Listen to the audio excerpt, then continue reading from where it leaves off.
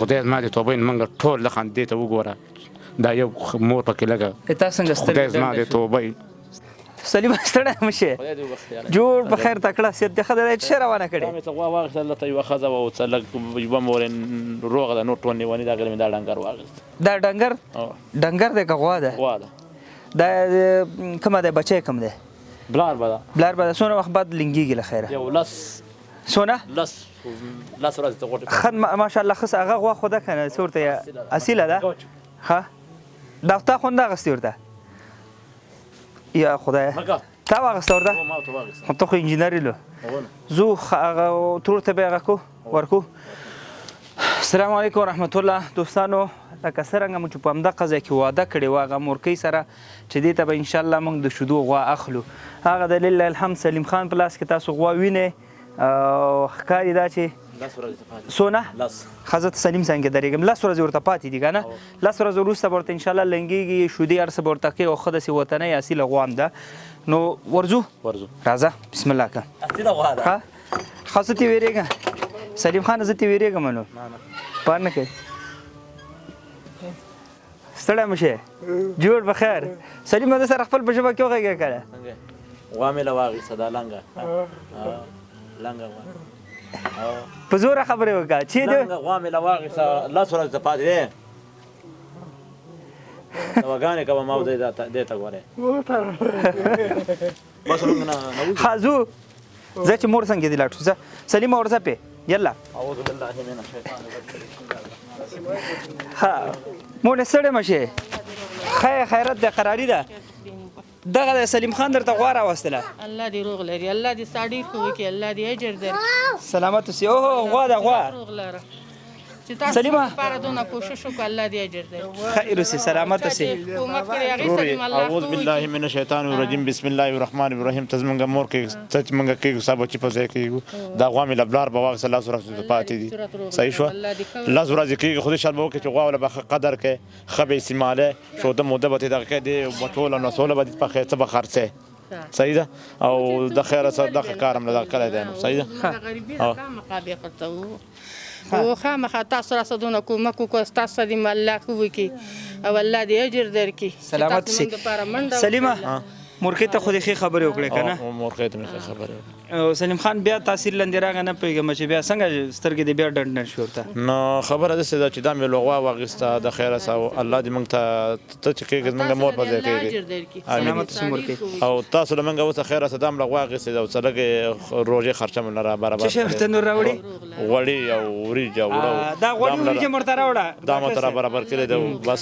سلیم خان فرمایشت وویل چې د روژې ده روژې لپاره ورته غوړي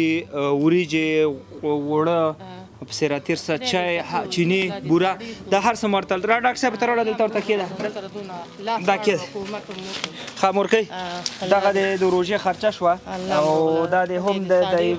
د ستاسو د روزمره ژوند د تېرولو لپاره دا غوا شوه چې دا لوبیا درته ونه خوري سلیم خانه دغه ټول څو روپۍ سوه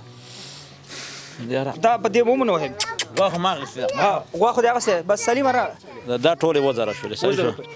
ورونه 1000 یا معادل $80 روژه ده نو یو فامیل لپاره همدغه انتخاب کړي دا مو دوی ته راوړئ بلا شی دی انشاءالله یو شی کېږي د یوې روژې د یو غریبې کورنۍ لپاره او متوسط فامیل ته یو میاشت لپاره انشاءالله کار کوي که تاسو هم غواړئ دغه روژه کې داسې یو غریب فامیل